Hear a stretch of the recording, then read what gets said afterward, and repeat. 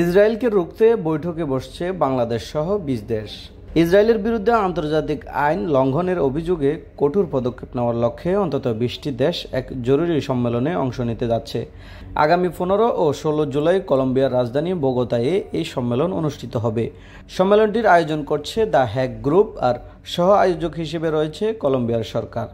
The hag গ্রুপের সহসভাপতি হিসেবে দেশটি ইসরায়েলের বিরুদ্ধে মানবতাবিরোধী অপরাধে কূটনৈতিক ও আইনি সহায়তা প্রদান করবে। সম্মেলনে সুনির্দিষ্ট পদক্ষেপ গ্রহণের মাধ্যমে দখলদারিত্বের বিরুদ্ধে একটি শক্ত বার্তা দেওয়ার প্রস্তুতি চলছে। এই বৈঠকে যেসব দেশ অংশ নেবে তার মধ্যে রয়েছে বাংলাদেশ, আলজেরিয়া, ব্রাজিল, চীন, ইন্দোনেশিয়া, তুরস্ক, কাতার, ফিলিস্তিন, মালয়েশিয়া, ওমান, স্পেন, পর্তুগাল সহ আরও বেশ কয়েকটি দেশ।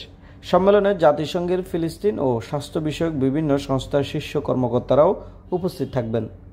দক্ষিণ আফ্রিকার আন্তর্জাতিক সম্পর্ক বিষয়ক মন্ত্রী রোল্যান্ড লামোলা বলেন, সম্মেলন থেকে একটি স্পষ্ট বার্তা দেওয়া হবে, কোনো দেশ আইনের ঊর্ধ্বে নয় এবং কোনো অপরাধ জবাবদিহিতার বাইরে থাকতে পারে না। উল্লেখ্য, চলিত বছরের ৩১ জানুয়ারি নেদারল্যান্ডে Bolivia, Honduras, Cuba, Namibia, Senegal, দক্ষিণ আফ্রিকা, মালয়েশিয়া ও কলম্বিয়া মিলে দ্য হ্যাগ গ্রুপ গঠন করে। তাদের মূল লক্ষ্য ইসরায়েলের আন্তর্জাতিক আইন লঙ্ঘনের বিরুদ্ধে দায়বদ্ধতা নিশ্চিত করা।